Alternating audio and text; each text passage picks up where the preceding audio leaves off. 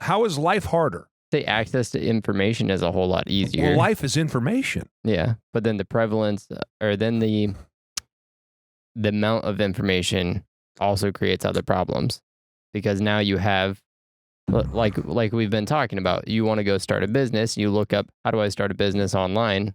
You have people that have never done it. You have people that have 50 years in it, all trying to give their advice and be straight front and center. Yeah, you got to be able to filter it without a doubt. But even with that said, I just don't see how being able to ask my phone anywhere in the world what time the movie is up the street from my house is compared to what I used to have to do, which is through the 90s, go into my house and look up on the computer. Mm-hmm. Through the 80s, you got to get a newspaper, and it would be in the newspaper, the movie section, which is how we checked all of the time. Yep. So for and most TV of channels. my life, what's that? And TV channels. No, not that I remember. You need to have cable if you're going to do that. They would always have like a section in the newspaper that would list out local channels and what's playing at what time.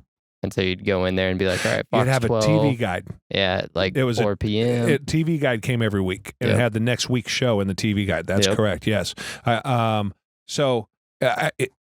mean, that's the amount of time we had to put out just to find out what time what time the movie was. And then if we didn't know where the movies were, you needed a map book, which you had to look up and follow. My point is, everything is so simple. Back then, everything was very difficult. The effort you put into it, let me think through this. The effort you put into it would put you ahead. So if you were hard working, you didn't mind going and chasing all that shit down. It's all the same today. If you're a hard worker, if you can go online and find a mentor to tell you what to do, you want to start business, yeah, you got to filter through, but you're going to get 300 opinions instead of the one you go look up at the library. Yeah. And then it's still up to you. Yeah. Everyone knows how to be successful. Why isn't everyone successful? I'm just saying it's easier today to know more at an faster and earlier than ever. By 100%. By years. So I don't know, is it the great equalizer?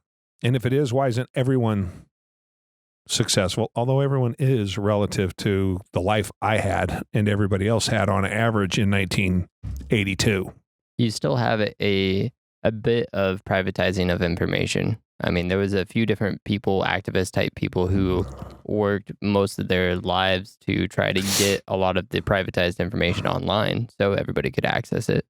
For example, specific textbooks and information that MIT or some of the top colleges carry that they don't publicly release unless you are a student of the school and like have certain access to their libraries. Okay. That kind of information. But no, 100%. And I mean, it all does come down to just work. How much work do you want to put into it? Do you want to go read that book after you get off work, or do you want to go home and watch TV?